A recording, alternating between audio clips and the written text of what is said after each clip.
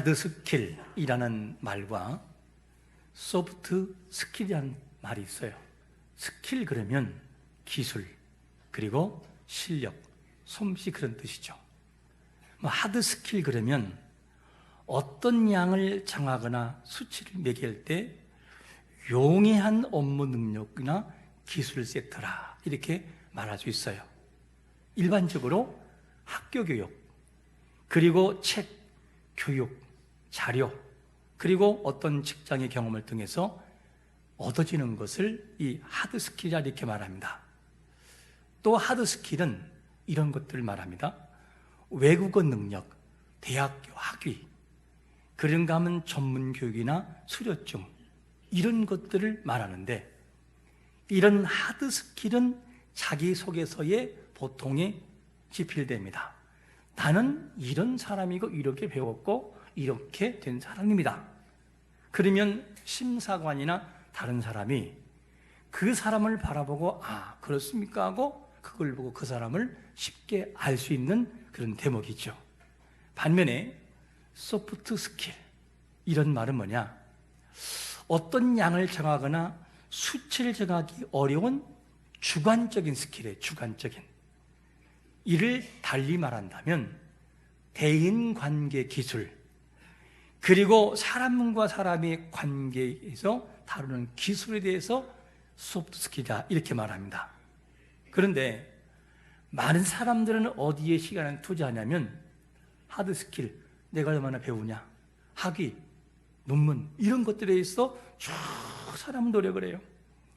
그런데 인생을 살다 보면 이런 것들도 필요하지만 소프트 스킬, 다른 말로 말하면 경청하는 기술이라든가 리더십이라든가 아니면 대인관계 기술이라든가 이런 것들이 너무 중요할 때가 와요. 어떤 사람은 분명히 실력이 있는데 그런데 다른 부분에서 면접을 보면 안 돼요. 왜 그럴까? 관계가 안 되기 때문에요. 사람은 관계를 통해서 그 사람이 어떤지를 금방 평가하게 됩니다. 소프트 스킬, 이게 굉장히 중요한 부분이죠. 그런데 사람이 성숙해지고 성장하고 유순해지는 과정에 있어서 가장 큰 스승이 뭐냐면 경험의 경험.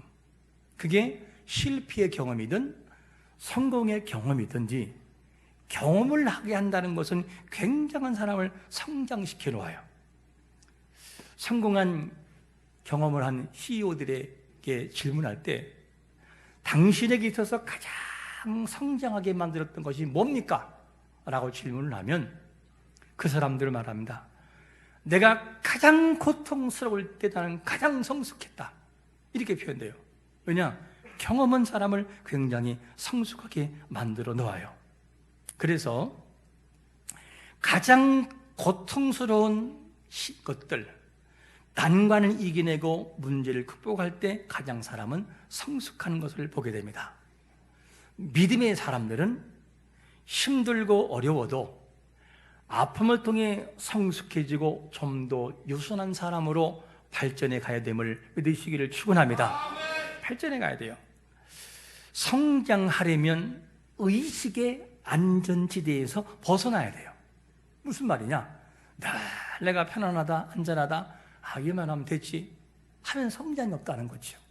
그래서 성장과 편안함은 함께 공존할 수 없다는 말이 있어요. 이 성장과 편안함은 공존할 수 없다. 왜냐? 부담 없이 내가 뭔가 노력하고 때로는 불안을 느껴도 도전할 때 그때 성숙이 있다는 거죠. 그래서 우리는 의식 자체가 내가 여기서 안주한다는 안전지대를 벗어나고자 하는 도전의식이 항상 있어야 돼요. 그래야 그 사람이 성숙하게 됩니다. 이런 성숙한 사람들은 감정의 노예가 되지 않고 감정을 다스리는 주인이 돼요. 감정도 다스려요. 그런가 하면 환경에 휘둘리지도 않아요. 환경을 이용하는 법을 배우게 됩니다. 이게 성숙한 사람이죠. 여러분, 안주하기보다는 오늘도 도전하고 끊임없이 성장하기 위해서 기도하고 노력하고 땀 흘리고 싸워나가는 자가 되시기를 축원합니다. 그런데 오늘 본문에도 하나님의 부르심을 받은 이 아브라함이 하나님에게 순응하고 도전하는 모습을 계속 보여주어요. 75세의 나이지만 결정을 하고 도전합니다. 아브라함은 아버지 데라와 함께 갈대아 우리에서 살고 있었어요. 이때 하나님이 아브라함을 갈대아 우리에서 떠나도록 부르셔요. 하나님이 부르심 받는 이 갈대아 우르, 그러면 우리가 생각할 때 아주 촌동네라고 생각할지 몰라도 당시 문화에서는 굉장히 문화가 발달한 도시였었어요. 그런데 이런 문명의 현장에서 내가 어딘지를 모르는 갈 곳을 간다고 하는 것은 굉장히 어려운데, 근데 하나님이 아브라함을 불러서 하나님이 보여줄 땅인 이 가나안 땅을 향해서 가도록 명령하셔요. 잘 가던 아브라함이, 그리고 테라가 어디에서 안주하냐면 하란 지역에서 안주해버려요. 계속 안주해 있던 그때에 이 아브라함의 아버지였던 데라가 몇 세에 죽느냐? 205세에 사망을 합니다. 근데 하나님은 이걸 포기하지 않고 또다시 하나님께서 아브라함을 불러요. 아브라함아, 가자. 그러면서 부른 장면이 오늘 본문이죠. 그러면 하나님께서 아브라함을 부르실 때 어디를 향하여 가라고 명령하냐면 첫 번째로 이렇게 말씀합니다. 내가 누구에게? 내게 보여줄 땅으로 가라. 이런 명령이 주어져요. 1절에 보니까 이렇게 말씀합니다.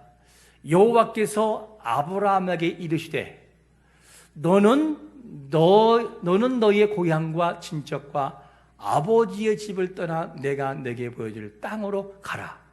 이것이 명령이었어요. 아브라함이 가야 할 것은 자기가 가고 싶은 곳이 아니고 하고 싶은 것이 아니라 하나님이 아브라함에 가라고 지시하신 그 땅을 향해서 가야 됐었어요. 그게 인생의 아브라함의 목적이었습니다. 그런데 그 당시에 지역을 이주하고 다른 곳으로 간다고 하는 것은 그렇게 쉬운 일이 아니었어요. 목숨을 걸지 않고 담보하지 않으면 갈 수 없는 장소였습니다. 어린 시절에 동네에는 각 동네마다 텃세가 있었어요. 어떤 동네는 텃세가 굉장히 심한 텃세가 있었어요. 그 지역을 지나갈 수가 없어요. 그래서 그 텃세는 어디까지 가느냐? 결혼을 하고 신랑이 그 동네에 처음으로 왔을 때에 다리를 묶어놓고 거꾸로 매달려서 뭘로 때려요? 명태로 때리거나 장작으로 발바닥을 때려서 거반, 하여튼 거시기해 놓습니다. 이렇게 놓을 그런 텃세도 적용이 돼요. 저희 동네에도 텃세가 이렇게 심한 것은 아니었으나 어린 시절 경험해 보니까 그 청년들의 그룹이 어느 사람이 그 동네에 오게 되면 그냥 보내는 적이 없었어요. 그 당시에 전빵이라고도 하고 가게라고 하고 구멍가게가 있었죠. 그곳에 뭔가를 사러 오면 꼭 트집을 잡아가지고 때려서 보냈어요. 어릴 때 제가 그걸 보면서 너무너무 이상했어요. 왜 그럴까? 그거를 새는 새인데 텃새라고 합니다. 이 새가 너무나 큰 새인지 몰라도 그렇게 해줬어요. 제가 느꼈던 어린 시절도 텃새가 심했는데 이 당시는 어땠을까? 아브라함이 살던 시대에는 텃새 정도가 아니고 목숨을 내놓아야 돼요. 그게 아브라함이 가야 할 곳인 것을 보게 됩니다. 그래서 아브라함은 그 가야 할 곳을 가야 됐어요. 아브라함의 생각이 어떠하든 아브라함아, 내가 너에게 지시할 땅으로 가라. 이게 명령이었어요. 하나님 명령. 그런데 신기한 것이 뭐냐면 하나님이 보여줄 땅의 특징이 있어요. 그 특징이 뭐냐면 한눈에 확 들어오지가 않아요. 여기가 하나님이 보여준 땅인가라고 하는 특징이 잘 안 보일 때가 있어요. 그것을 어디서 볼 수 있냐게 되면 아브라함이 가나안 땅에 왔을 때의 처지를 보면 알아요. 그 내용이 창세기 12장 10절에서 뭐라고 말씀하냐면, 그 땅에 기근이 들었으므로 아브라함이 애굽에 거류하려고 그리로 내려갔으니 이는 그 땅에 기근이 뭐했다? 심했다는 거예요. 아니, 지금 아브라함이 어디 도착했느냐? 하나님이 가라고 해서 거의 도착했던 가나안 땅이었어요. 근데 그 가나안 땅에 뭐가 있느냐? 너무너무 기근이 심해서 먹고 살 것이 없어요. 어딘가를 이주하지 않으면 죽을 것 같은 상황이 누구냐? 아브라함의 처지였어요. 이것이 아브라함의 처지였는데 얼마나 심하면 이방 땅에 있던 애굽을 향해서 가야 되는 상황이 됐을까 하는 질문이에요. 이게 아브라함의 처지였어요. 우리는 복음을 통해 교회라는 공동체 안으로 들어옵니다. 우리가 생각할 때 믿음으로 결단하고 믿음의 공동체 안으로 나왔다면 좋은 일과 형통한 일만 있어야 한다라고 생각할 때가 많아요. 그래서 너무너무 힘든 중에 집안의 형님들과 부모와 싸우면서도 내가 제사를 드릴 수 없으니 나는 더 이상 안 됩니다. 욕을 먹고 매를 맞으면서 결단하고 믿었던 예수인데 그 예수를 믿는데 왜 고난이 지속되는가 하는 질문을 던질 때가 있어요. 그래서 내가 교회를 더 다녀야 되나 말아야 되나 갈등하는 사람도 종종 있습니다. 왜 이런 일이 있어야 할까 하는 질문에 왜 그럴까? 아브라함이 가나안 땅에 도착했을 때 아브라함 앞으로 주어진 땅이 있었습니까? 없었습니까? 없었어요. 아브라함은 땅이 없었다니까요. 그러면 반듯한 집 한 채는 있었을까요? 없었을까요? 없었어요. 보통 사람들을 해외에 파여 그리고 이 대표로 나라의 대표로 어딘가를 보내면 보통의 티켓을 끊어줘요. 그리고 예약을 잡아줘요. 어느 지역에 가서 어느 숙소에 머물고 몇 시에 누구를 만나고 다 스케줄이 있어요. 하나님이 뭐라고 하죠? 아브라함아 가라. 네가 가고 싶은 곳이 아니고 내가 너에게 보여줄 땅으로 가라고 하나님이 명령하십니다. 그런데 아브라함에게는 땅 한 평이 없고 온전한 집 하나가 없었어요. 성경은 뭐라고 하느냐? 장막에 왔다 표현해. 장막. 당시의 장막은 어떤 것이냐? 바로 유목민들이 이동하면서 잠시 거하다 가는 것이 장막이에요. 왜 가나안 땅에서 이런 표현을 하고 있을까? 이것이 약속을 이어받은 아브라함의 아들이었던 이삭도 함께 같이 지냈다는 거예요. 근데 이 지역에서 거할 때 뭐라고 거하냐면 마치 이방인 지역에서 나그네와 같은 그렇게 삶을 살다가 살아가는 것이 아브라함의 모습이라고 표현하고 있어요. 그래서 이런 삶을 살았던 내용에 대해서 히브리서 11장 9절과 10절은 이렇게 우리에게 증언합니다. 같이 한번 읽어봅니다. 시작. 믿음으로 그가 이방의 땅에 있는 것 같이 약속의 땅에 거류하여 동일한 약속으로 유업으로 함께 받은 이삭 및 야곱과 더불어 장막에 거하였으니 이는 그가 하나님이 계획하시고 지으실 터가 있는 성을 바랐습니다. 이 내용을 보면 왜 아브라함이 가나안 땅에 갔지만 변변한 집 한 채가 없고 왜 땅 한 평이 없을까? 그것은 뭐냐면 그 가나안 땅 그곳이 사실은 영원히 거할 땅이 아니라는 거예요. 그 당시 아브라함도 어디를 바라보느냐? 이는 왜냐하면 네가 왜 가나안 땅에 갔지만 땅 한 평이 없고 집 하나가 없느냐? 왜 나그네처럼 지낸 줄 아느냐? 왜냐하면 하나님이 계획하시고 지으실 터가 지을 수 있는 성을 받았습니다. 하나님이 더 크게 마련해 놓으신 그 성이 있음을 봤기 때문에 그런 삶을 살아가도 불평하지 않았다는 거예요. 여러분, 우리는 이렇게 한번 질문해 볼 수 있어요. 약속의 땅에 도착한 아브라함의 나그네 삶을 살았다면 우리가 예수님을 믿어 영원한 나라를 소망하는 사람으로서 이 땅을 어떻게 정의하고 있는가 하는 질문이에요. 아브라함은 가나안 땅에 왔지만 더 큰 하나님의 계획을 성을 바라봤다면 우리가 이 땅에 70년, 80년, 100년을 거하는 이 땅을 어떻게 정의하는가?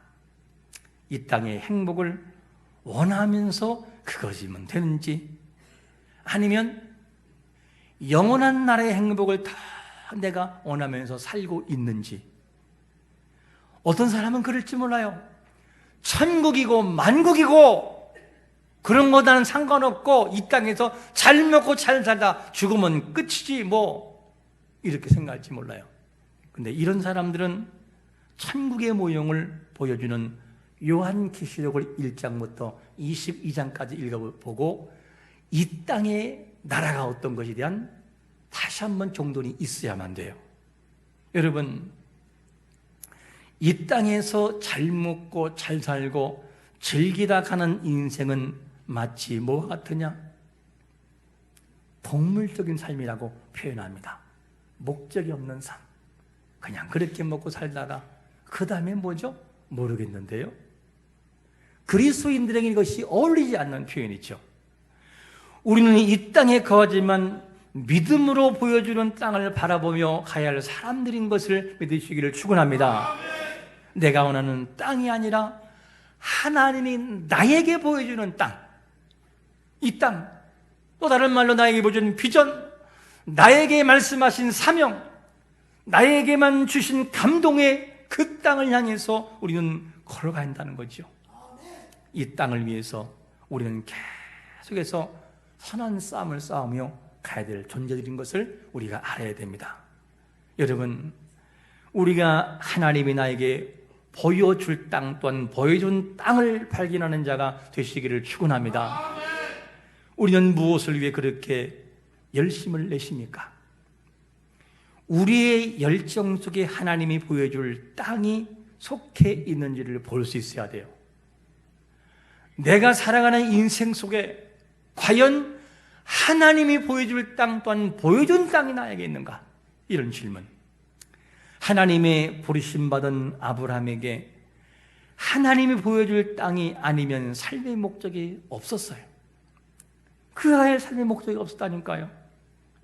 우리가 걷고 있는 길이 하나님이 나에게 원하신 길인지 맞는지를 한번 질문해 볼 수 있어야만 됩니다. 내가 원하는 땅으로 향하면서 하나님이 보여준 땅이라고 착각하는 것은 아닌지, 이것도 한번 물어봐야 돼요. 여러분, 내가 원하는 땅을 향해서 걸어간다면 그 인생은 마음에 공허함이 찾아올 거예요. 내가 이게 아닌데, 내가 원하는 것이 이게 아닌데, 그런 공허한 마음이 올 것입니다. 내가 내게 보여줄 땅으로 가라는 말씀은 모든 사람에게 적용이 돼요.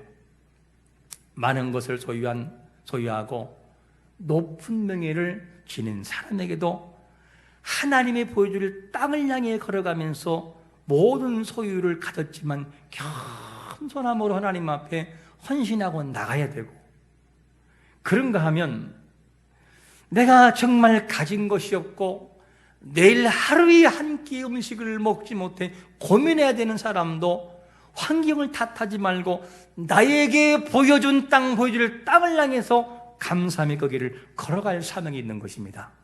모두에게 적용이 돼요. 우린 여기서 한번 이렇게 질문해 볼 수 있습니다. 우리가 살아가는 인생길에서 하나님이 보여주신 땅이 있는지라는 질문이에요. 과연 있는가? 처음에 교회 나오면서 기대하면서 영원 나라가 있었던 그때 그 기억이 지금도 지속되고 있는가? 그런가 하면 거듭남의 감격을 통해 눈물을 흘리면서 하나님 한 분만이면 됩니다 라고 그렇게 울었던 감동의 그 영원한 그 보여줄 땅이 지금도 내 마음속에 살아있는가를 질문해 봐야 돼요. 사울왕이 왕으로 부름받을 때는 너무너무나 겸손했어요. 너무너무 겸손해서 진보딸의 사이에 숨었다라고 말을 해요.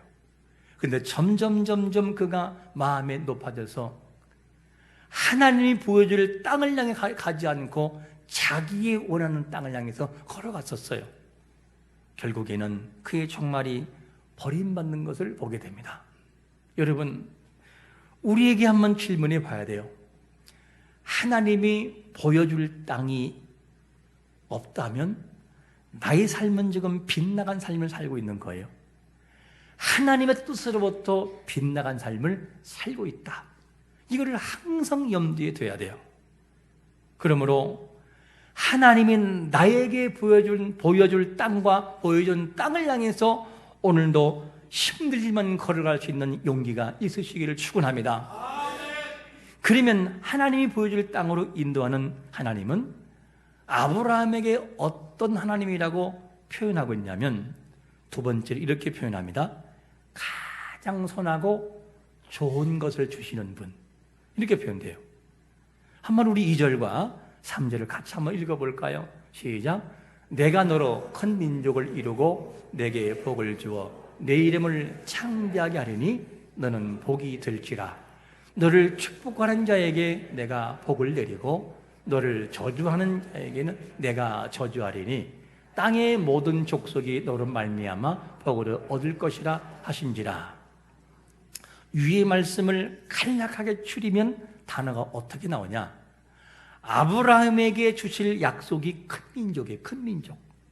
그런가 하면 창대함, 그리고 복이 됨, 그리고 보호하심, 그리고 복의 출발, 즉 복의 근원이라고 말을 해요. 이게 하나님이 아브라함이 가지고 있는 마음과 비전과 생각이었어요. 그런데 하나님이 우리에게 가지신 마음은 어떤 마음일까? 가장 선하고 좋은 것을 주시고자 하는 마음이 하나님의 마음인 것을 믿으시기를 축원합니다. 하나님이 우리에게 가장 좋은 것을 주시는 분이라고 한다면 우리는 이렇게 생각할 수 있어요. 그러면 하나님이 나에게 가장 좋은 것을 주시기를 원한다면 나에게는 염려도 없고 근심도 없고 불행도 없고 고통도 없고 항상 모든 것이 잘 되기만 하는 것이 맞지요? 라는 질문. 이렇게 질문할 수 있어요. 과연 그것이 모든 것에 좋은 것일까? 하나님 우리에게 좋은 것을 주신 분이지만 성경은 좋은 것이라는 것을 다양하게 말씀하셔요. 있는 것과 없는 것. 예를 들면 이런 거지요. 우수 땅에 욥이라고 하는 불리는 사람이 있었습니다. 근데 그 사람은 온전하고 정직해서 하나님을 경외하는 사람이었어요. 그래서 악에서 떠난 사람이면서 욥을 설명할 때 욥기서 1장 3절에서 뭐라고 설명하냐면 이런 표현을 해요. 그의 소유물은 양이 7,000마리요 낙타가 3,000마리요 소가 500결이요 암나귀가 500마리이며 종도 많이 있었으니 이 사람은 동방 사람 중에 가장 훌륭한 자라. 저 사람을 따라갈 사람이 있겠어요? 모든 것을 다 갖춘 사람이었었어요. 그런데 하나님이 욥에게 모든 것을 주시는 분이기도 하지만 모든 것을 가져가는 분이기도 하셔요. 왜냐? 욥은 동방에서 가장 훌륭한 사람이라. 인격은 물론이요 가진 모든 재물도 최고라는 것이죠. 그런데 그의 모든 것을 다 잃어버려요. 출발이 사탄과 하나님과 내기한 것처럼 보이지만 점점 가면서 그게 아니라는 것을 알게 돼요. 그리고 마지막 42장에 가면 하나님이 무엇 때문에 욥을 시험했는지를 알게 돼요. 그리고 난 다음에 욥이라는 사람이 가진 거를 완전히 다 가져가 버려요. 어느 정도 가져가느냐? 재물을 말할 것도 없고 자기 아내도 떠나요. 자식들 다 죽어 10가지. 다 잃어버리고 자기는 몸 하나밖에 안 남아요. 남은 몸조차도 상하지가 않아요. 얼마나 가려운지 사기를 깨서 이렇게 긁어야 푸득푸득 긁어야 시원할 정도로 피가 나오고 신물이 나올 정도로 그렇게 처참하게 바뀌어 버려요. 하나님이 그렇게 가져가기도 하셔요. 그런데 중요한 것이 뭐냐? 그 모든 것을 가져간 다음에 하나님께서 욥의 입술을 통하여 되는 고백을 얻는데 이런 고백 하나님이 듣습니다. 욥기 42장 5절과 6절에 보니까 뭐라고 말씀하냐? 내가 주께 대하여 귀로 듣기만 하였사오나 이제는 눈으로 주를 배움나이다. 그러므로 내가 스스로 거두어 드리고 티끌과 제 가운데서 뭐한다? 회개하나이다. 욥기서에서의 욥의 모습과 어울리지 않는 표현이에요. 욥은 그동안 부족할 것이 없고 늘상 성경을 보게 되면 자녀들과 함께 제사를 드려요. 어떻게? 감사 제사를 번제를 드렸어요. 그런데 그의 시작하는 시점에서 회개란 단어가 안 나와요. 회개가 안 나와요. 자기의 내가 이만큼이다. 친구들이 아무리 뭐라고 해도 회개하지 않아요. 그런데 고난을 통하여 완전히 깨진 다음에 욥은 말합니다. 하나님, 내가 눈으로 이제서 주님을 봅니다. 제가 알았다고 했던 모든 거 다 거짓이었고 정말 몰랐습니다. 하나님, 이제야 제가 진심으로 하나님을 압니다. 그리고 하나님 회개합니다. 회개합니다.